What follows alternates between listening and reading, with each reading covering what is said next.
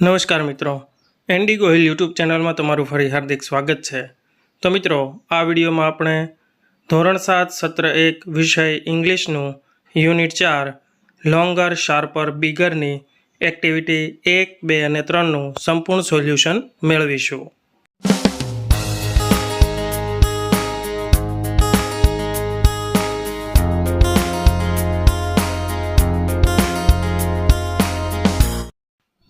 Activity 1, નીચે આપેલ ચિત્ર જુઓ, તમારા શિક્ષક વર્ણન કરે તે સાંભળો અને પછી જે કહે તે પ્રમાણે તેમની સૂચના અનુસરો। તો તેમાં પહેલી સૂચના છે draw a moustache to the fat boy, એટલે કે જાડા છોકરાને મૂછો દોરો। બીજું છે draw a star on the high mountain, એટલે કે ઊંચા પર્વત પર એક તારો દોરો। ત્રીજી સૂચના છે put a bird on the tall tree, એટલે કે ઊંચા ઝાડ પર પક્ષી મૂકો। ચોથી સૂચના છે draw a car on the short road, એટલે કે ટૂંકા રસ્તા પર કાર દોરો। અને પાંચમું છે draw fish in the lake, એટલે કે તળાવમાં માછલી દોરો। એક્ટિવિટી 2, નીચે આપેલા ચિત્રો જોઈને જોડીમાં સંવાદ રૂપે વર્ણન કરો। તો મિત્રો, અહીં આપણને રૂમ એ અને રૂમ બી એમ બે ચિત્રો આપેલા છે, જેના આધારે બે વ્યક્તિઓ વચ્ચેના કેટલાક સંવાદો આપણે જોઈશું। તો સંવાદો જોઈએ। Jyoti says room A is 15 feet long and 12 feet wide. Jyoti બોલે છે રૂમ એ 15 ફૂટ લાંબો અને 12 ફૂટ પહોળો છે। Radha says room B is 12 feet long and 10 feet wide, so room A is bigger than room B.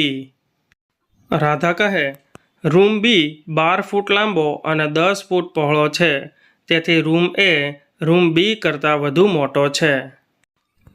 Jyoti says yes, but TV sets are equal in size and table in A is as big as table in B. Jyoti કહે હા, પણ TV set કદમાં સરખા છે અને એ માનું table બી માના table જેટલું જ મોટું છે। Radha says the wall clock in A is higher than that in B, showcase in A is not so big as in B. એટલે કે રાધા કહે છે એ માની ઘડિયાળ બી માની ઘડિયાળ કરતાં વધુ ઊંચી છે, એનો શોકેસ બી જેટલો મોટો નથી।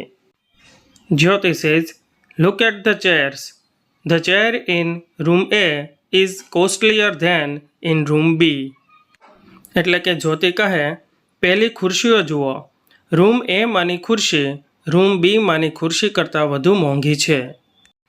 Radha says feng shui is shorter than the statue of god, એટલે કે રાધા કહે ભગવાનની મૂર્તિ કરતાં ફેંગ શુઈ વધુ નીચી છે। એક્ટિવિટી 2માં આગળ જોઈએ, વર્ણન અને ચિત્રની મદદથી આપેલ કોષ્ટકમાં વિગતો લખો। તો મિત્રો, અહીં આપણને બે કોષ્ટક આપવામાં આવેલા છે, જેમાં સરખી વસ્તુઓ અને સરખી ના હોય તેવી વસ્તુઓનું નામ અને વર્ણન લખવાનું છે। તો સૌથી પહેલાં જોઈએ સરખી વસ્તુઓનું કોષ્ટક। તો તેમાં પહેલી વસ્તુ છે ટીવી, તો તેનું વર્ણન જોઈએ એઝ બિગ એઝ, એટલે કે તેના જેટલું। ત્યારબાદ બંનેમાં સરખી વસ્તુ છે ટેબલ, તો તેમાં પણ એઝ બિગ એઝ, એટલે કે એના જેવડું। હવે જોઈએ સરખી ના હોય તેવી વસ્તુઓ, તો તેમાં છે ઘડિયાળ, તો તેનું વર્ણન જોઈએ બિગર અને સ્મોલર। તેના પછીની વસ્તુ છે શોકેસ, તો વર્ણન છે તેનું નોટ સો બિગ એઝ, એટલે કે એના જેટલો મોટો નહીં। ત્યારબાદની વસ્તુ છે ચેર, તો તેનું વર્ણન છે કોસ્ટલીયર ધેન, એટલે તેના કરતાં મોંઘું। તો મિત્રો, અહીં આપણે જોઈ શકીએ છીએ કે જે વસ્તુઓ છે તેની એકબીજા સાથે તુલના કરવામાં આવી છે, જેમાં એઝ બિગ એઝ એટલે કે તેના જેવડી, પછી બિગર અને સ્મોલર એટલે કે ના કરતાં મોટું અને ના કરતાં નાનું, અને નોટ સો બિગ એઝ એટલે કે તેના જેવડું મોટું નહીં, અને કોસ્ટલીયર ધેન એટલે કે ના કરતાં મોંઘું। એક્ટિવિટી 3, આપેલ સૂર્યમંડળનું ચિત્ર અને તેની સાથે આપેલ માહિતીવાળા કોષ્ટકના આધારે તમારા શિક્ષકની સૂચના પ્રમાણે કાર્ય કરો. તો મિત્રો, અહીં આપણને સૂર્યમંડળ, સૂર્ય અને તેના ગ્રહોનું ચિત્ર આપેલું છે. ત્યારબાદ આપણે આગળ તેના વિશેની માહિતીવાળું કોષ્ટક જોઈએ. તો અહીં આ કોષ્ટકમાં આપણને સૂર્યમંડળના ગ્રહો વિશે ઘણી બધી માહિતી આપેલી છે, જેમ કે નેમ ઓફ પ્લેનેટ્સ એટલે કે ગ્રહોના નામ, ડિસ્ટન્સ ફ્રોમ ધ સન એટલે કે જે સૂર્યથી જે ગ્રહનું જેટલું અંતર છે તે આપેલું છે, ટેમ્પરેચર આપેલું છે એનું ઉષ્ણતામાન, distance from the moon in km એટલે કે ચંદ્રથી તેમનું અંતર કિલોમીટરમાં આપેલું છે, અને નંબર ઓફ મૂન્સ એટલે કે જે તે ગ્રહને કેટલા ચંદ્ર છે તેની પણ માહિતી આપવામાં આવેલી છે.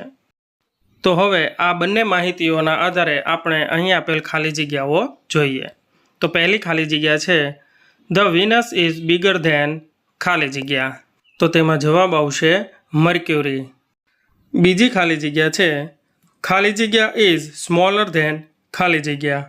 તો તેમાં બંને ખાલી જગ્યાઓમાં આ રીતે લખી શકાય, અર્થ અને જ્યુપિટર. ત્રીજી ખાલી જગ્યા છે which planet is farther from the sun, the Jupiter or the Saturn. તો તેમાં જવાબ આવશે સેટર્ન. ચોથી ખાલી જગ્યા છે which planet is bigger than the Saturn, the Mars or the Jupiter. તો તેમાં જવાબ આવશે જ્યુપિટર.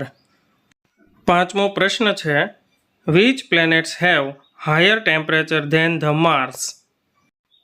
તો તેનો જવાબ છે Mercury, Venus, Earth, Jupiter and Saturn have higher temperature than Mars.